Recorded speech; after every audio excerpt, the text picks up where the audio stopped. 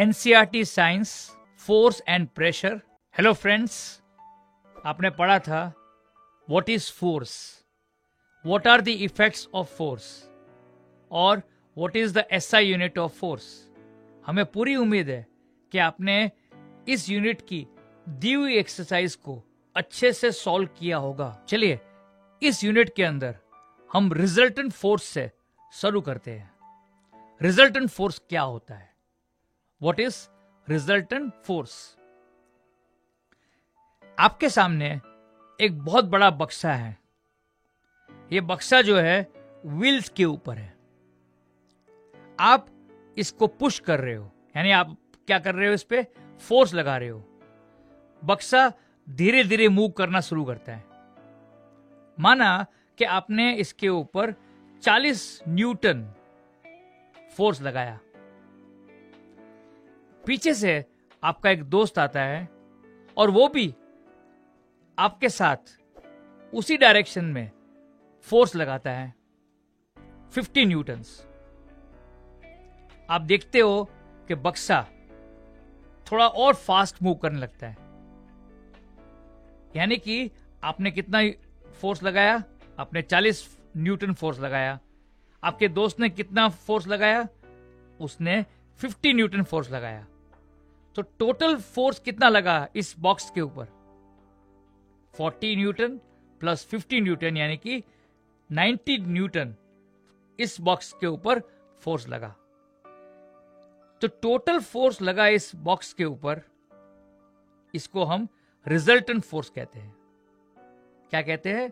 Resultant force. The total force applied on this heavy box is called what? Resultant force। चूंकि दोनों forces same direction में apply हुआ, तो resultant force को हम कैसे कैलकुलेट करते हैं? आपने अभी कैलकुलेट किया बाय एडिशन। इसका मतलब क्या हुआ? when two forces or even more forces acts on an object in the same direction, the resultant force is calculated by adding the forces. समझ आए बच्चे कि जब भी आप बहुत सारे फोर्सेस एक ही डायरेक्शन में ऑब्जेक्ट पे लगाते हो तो रिजल्टेंट फोर्स कैसे कैलकुलेट करते हैं? By addition. It moves the object in the direction of applied force. चलिए एक और एग्जांपल देखते हैं। आप क्या कर रहे हो? एक बॉक्स के ऊपर, हैवी बॉक्स है, उसके ऊपर आप फोर्स अप्लाई कर रहे हो। कितना न्यूटन अप्लाई कर रहे हो? 40 न्यूटन। आपका दोस्त सामने से, उस बॉक्स के सामने से फोर्स अप्लाई कर रहा है, वो भी अप्लाई कर रहा है 40 न्यूटन। तो इसका रिजल्टेंट फोर्स कैसे निकालेंगे? इसका रिजल्टेंट फोर्स क्या होगा? तो आप देखेंगे जो आपका हैवी बॉक्स है ना आगे जाता है ना पीछे जाता है। इसका मतलब इसका रिजल्टेंट फोर्स कैसे कैलकुलेट किया आपने? 40 न्यूटन आपका था, आपके फ्रेंड का 40 न्यूटन था, तो टोटल रिजल्टेंट फोर्स है 40 न्यूटन माइनस 40 न्यूटन, यानी कि 0 न्यूटन। इसका मतलब कि फोर्सेस को सब्ट्रैक्ट करते हैं, डिफरेंसेस निकालते हैं। अगर ये 0 के बराबर है तो रिजल्टेंट फोर्स क्या कहलाता है? 0।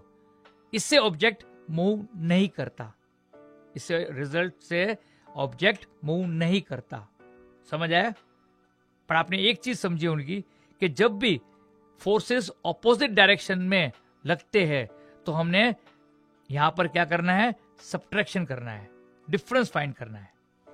चलिए एक और एग्जांपल स्टडी करते हैं। आपने क्या करा? इसी हैवी बॉक्स के ऊपर 50 न्यूटन का फोर्स अप्लाई किया। आपके फ्रेंड ने ऑपोजिट डायरेक्शन में 40 न्यूटन फोर्स अप्लाई किया। तो आप क्या देखेंगे? क्या बक्सा चलता है या नहीं चलता? आप देखेंगे बक्सा धीरे धीरे चलने लगता है। क्यों चलने लगता है? चलिए पहले हम रिजल्टेंट फोर्स को निकालते हैं। आपको पता है कि इसके ऊपर जो फोर्सेस लग रहे हैं हैवी बॉक्स के ऊपर, वो ऑपोजिट डायरेक्शन में लग रहे हैं। तो नेचुरली अगर रिजल्टेंट फोर्स निकालना हो, अगर फोर्सेस ऑपोजिट डायरेक्शन में हो, तो आप क्या करते हो? सब्ट्रैक्शन करते हो। आपने कितना फोर्स अप्लाई किया? 50 न्यूटन। आपके फ्रेंड ने कितना फोर्स अप्लाई किया? 40 न्यूटन। इसका मतलब रिजल्टेंट फोर्स निकालना हो तो एडिशन करेंगे या सब्ट्रैक्शन करेंगे? बिल्कुल सही, आप सब्ट्रैक्शन करोगे। तो 50 newton minus 40 newton is equal to 10 newton. तो नेचुरली रिजल्टेंट फोर्स कितना हुआ? 10 न्यूटन। इसका मतलब इस 10 न्यूटन ने डेफिनेटली बॉक्स को मूव कराना है। दूसरा क्वेश्चन, किस डायरेक्शन में मूव करेगी बॉडी? उस डायरेक्शन में बॉडी मूव करेगी जिस पे फोर्स ज्यादा अप्लाई किया है। यहां पर आपने फोर्स अप्लाई ज्यादा किया है तो नेचुरली बॉक्स जो होगा, हैवी बॉक्स, वो जहां पे आप फोर्स लगा रहे हो उसी डायरेक्शन में आगे बढ़ेगी। आपने क्या समझा यहां पर कि जब कोई अनइक्वल फोर्सेस ऑपोजिट डायरेक्शन में ऑब्जेक्ट के ऊपर लगते हैं तो हम रिजल्टेंट फोर्स यहां पर डिफरेंस को कैलकुलेट करते निकालते हैं।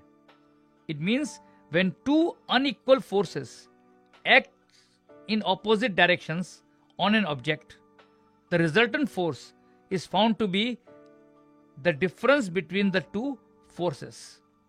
और ये ऑब्जेक्ट किस डायरेक्शन में मूव करेगा?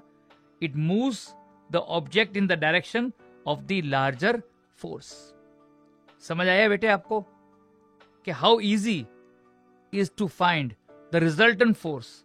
Number one, where they are in the same direction. Number two, when they are in opposite direction. चलिए एक गेम आप जो स्कूल में खेलते हो, tug of war. Tug of war तो आपको जानते होंगे क्या गेम होती है। ग्राउंड पे आपकी टीचर 2 टीम बनाती है, आप एक टीम में शामिल होते हो। दोनों टीम के अंदर नंबर ऑफ प्लेयर्स होते हैं वो सेम होते हैं। एक बहुत बड़ा रस्सा आपको दिया जाता है और दोनों टीम ऑपोजिट डायरेक्शन में खड़ी हो जाती है और आपका काम क्या होता है? इस रस्सी को खींचने का।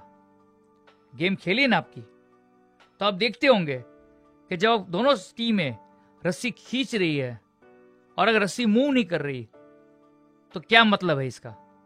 इसका मतलब यह है कि दोनों टीम ने इस रस्सी के ऊपर इक्वल फोर्सेस अप्लाई कर रही है, यानी दोनों टीम इक्वल फोर्स से ऑपोजिट डायरेक्शन में रोप को खींच रही है।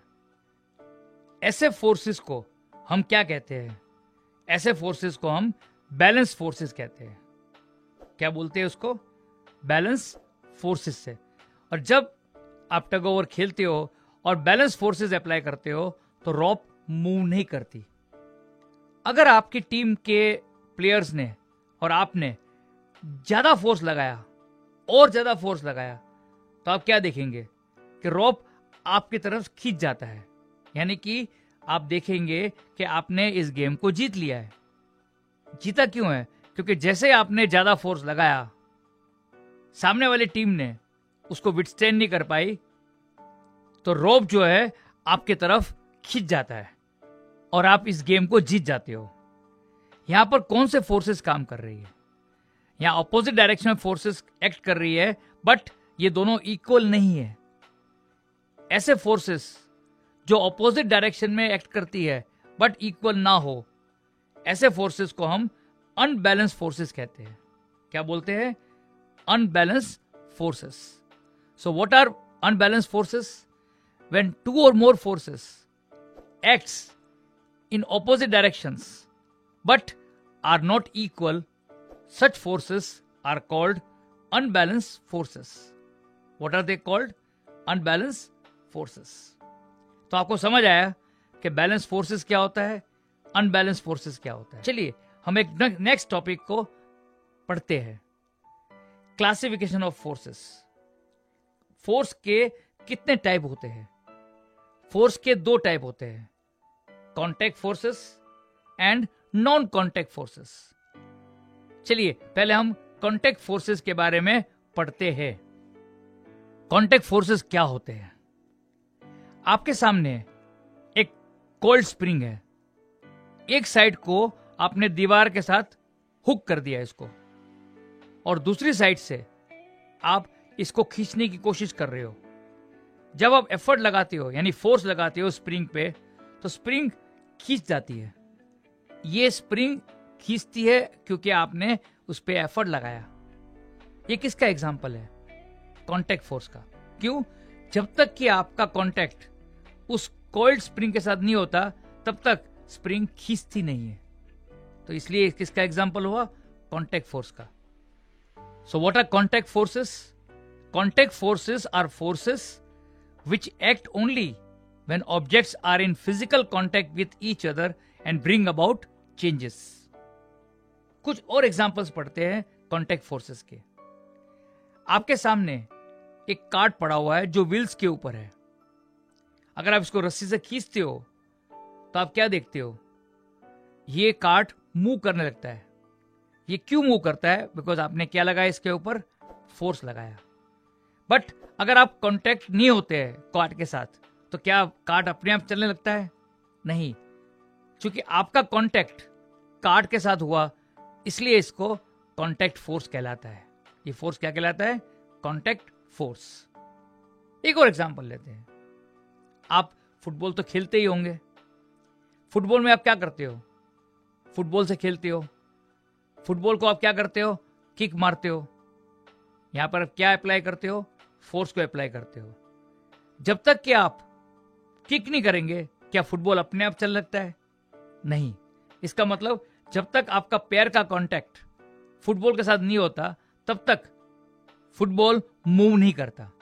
इसका मतलब यहां पर आपका और फुटबॉल का कांटेक्ट होता है और फोर्स अप्लाई होता है, इसलिए इसको क्या बोलते हैं? Contact force. चलो एक एग्जांपल और लेते हैं। आप साइकिल चलाते ही होंगे। साइकिल चलाने में आपको पैडलिंग करनी पड़ती है। पैडलिंग करने के बाद ही साइकिल चलती है। यहां पर अगर आप पैडल नहीं मारते, यानी आपका कांटेक्ट, आपका पैरों का कांटेक्ट पैडल के साथ नहीं होगा, तो क्या साइकिल चलेगी अपने आप? नहीं। इसका मतलब आपको साइकिल के पैडल के साथ कांटेक्ट में रहना चाहिए, तभी फोर्स अप्लाई हो सकता है। इसलिए इस फोर्स को क्या बोलते हैं? Contact force. तो हमने कांटेक्ट फोर्स क्या होता है दोबारा रिवाइज कर लेते हैं। Contact forces are forces which act only when objects are in physical contact with each other. Clear हुआ आपको? कुछ इंपॉर्टेंट कांटेक्ट फोर्सेस के बारे में पढ़ते हैं। पहला पढ़ रहे हैं मस्कुलर फोर्स। कौन सा force? Muscular force. Muscular force क्या होता है? चलिए इसको समझते हैं। आपके सामने एक बाल्टी रखी हुई है। आपको बाल्टी उठानी है। जब बाल्टी उठाते हो तो आप क्या देखते हो कि बाल्टी उठाते हुए आपने क्या अप्लाई किया? फोर्स अप्लाई किया। पर ये फोर्स किसने दिया है? इसको आपके मसल्स ने दिया। जो फोर्स आपके मसल्स देती है उसे क्या बोलते हैं? Muscular force. एक और एग्जांपल लेते हैं, वही फुटबॉल का। आप फुटबॉल खेलते हो, किक मारते हो, तो आपका कांटेक्ट फुटबॉल के साथ होता है। बट ये फोर्स कौन अप्लाई करता है? जो हमारे पैरों के मसल्स होते हैं वो अप्लाई करते हैं। इसका मतलब ये फोर्स क्या कहलाएगा? Muscular force. What is muscular force? The force resulting due to the action of muscles is known as muscular force.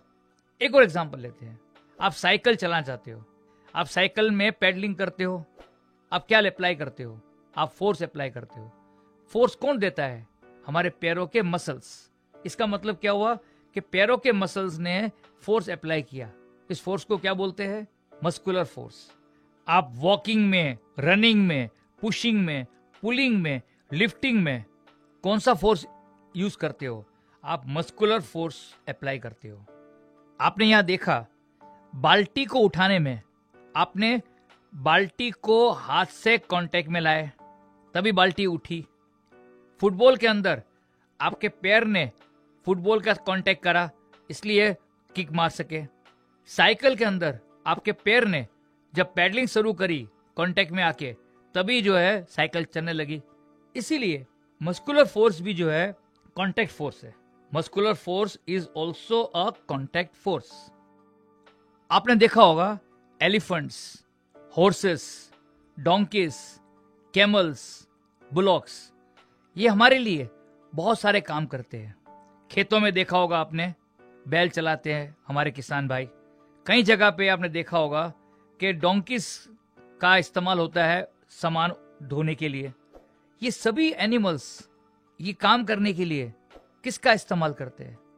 ये अपने मसल्स का इस्तेमाल करते हैं। यानी कौन सा फोर्स अप्लाई किया इन्होंने? मस्कुलर फोर्स अप्लाई किया। So you understood that all these animals performing various task like carrying loads, ploughing fields, pulling carts use their muscular force. What do they use? They use their muscular force. चलिए दूसरा contact force पढ़ते हैं, frictional force. कौन सा force? Frictional force. आप एक गेंद को लीजिए और ग्राउंड के ऊपर उसको रोल करने दीजिए। आप देखेंगे कि बॉल की स्पीड धीरे धीरे कम होने लगती है और एक जगह पे जाके रुक जाती है। ये बॉल अपने आप कैसे रुक गई? क्या इस बॉल के ऊपर कोई फोर्स एक्ट करा था? जी हां, इस पे एक फोर्स एक्ट किया था जिसको हम बोलते हैं फोर्स ऑफ फ्रिक्शन। बॉल और ग्राउंड के बीच में एक कांटेक्ट होता है और इस कांटेक्ट में बॉल जो जब मूव कर रही है, रोल कर रही है ग्राउंड के ऊपर, तो ये ग्राउंड जो है उसको फोर्स के साथ अपोज करता है। जो फोर्स ये ग्राउंड अप्लाई कर रहा है बॉल के ऊपर और बॉल को रोकने की कोशिश कर रहा है, उस फोर्स को हम फोर्स ऑफ फ्रिक्शन कहते हैं। यानी दूसरे शब्दों में वो फोर्स जो कि एक ऑब्जेक्ट का मोशन दूसरे के ऊपर नहीं होने देता या रुकने की कोशिश करता है, उसे फोर्स ऑफ फ्रिक्शन कहते हैं। What is force of friction? The force acting along two surfaces in contact with each other and opposes the motion of one object over the other is called the force of friction. Frictional force जो है हमेशा motion जो होता है moving object का उसको oppose करता है। इसका मतलब हुआ frictional force always opposes the motion of the moving object. आप गाड़ी चला रहे हो ग्राउंड के ऊपर, तो गाड़ी के ऊपर भी एक फोर्स एक्ट होता है, वो फ्रिक्शनल फोर्स होता है। आप महसूस नहीं कर सकते बट फ्रिक्शनल फोर्स होता जरूर है। इसी तरह जब आप ग्राउंड पे चल रहे हो तो ग्राउंड जो है आपके मोशन को रोकने की कोशिश करता है। इसको भी हम क्या कहते हैं? Force of friction. जितने भी एग्जाम्पल जहां दो ऑब्जेक्ट कॉन्टेक्ट में हो और एक ऑब्जेक्ट अगर मूव करना चाहता है तो दूसरा ऑब्जेक्ट उसे अपोज करता है, इस अपोजिंग फोर्स को हम फोर्स ऑफ फ्रिक्शन कहते हैं। समझ आया फोर्स ऑफ फ्रिक्शन क्या होता है? इसको हम डिटेल में अगले चैप्टर में पढ़ने वाले हैं। चलिए बच्चों, अब हम क्विकली रिवाइज कर लेते हैं इस यूनिट में हमने क्या पढ़ा। Quick revision at a glance. Point number 1, the total force applied on the object is called the resultant force. Point number 2, when two forces or more forces act on the object in the same direction, what is the resultant force? The resultant force is calculated by adding the forces. It moves the object in the direction of the applied force. Point number 3, when two equal forces act on an object in the opposite direction, what is the resultant force? The resultant force becomes 0 and the object does not move. Point number 4, when two unequal forces act in opposite directions on an object, how is the resultant force calculated? The resultant force is calculated by the difference between the two forces. And in which direction the body is going to move? It moves the object in the direction of the larger force. Point number 5. Force may be classified into two types. Which are the two types? Number 1, contact forces. Number 2, non-contact forces. What are contact forces? Point number 6. Contact forces are forces which act only when objects are in physical contact with each other and brings about changes. What are the important contact forces you have studied? Point number 7. Some important contact forces are: number 1, muscular force; number 2, frictional force. What is muscular force? Point number 8. The force resulting due to the action of muscles is known as muscular force. What is force of friction? Point number 9. The force acting along the two surfaces in contact which opposes the motion of one object over the other is called the force of friction. What is it called? It is called the force of friction. तो आपने chapter को revise भी कर दिया, exercise को ध्यान से पढ़िए और अपने शब्दों में आंसर लिखने की कोशिश कीजिए।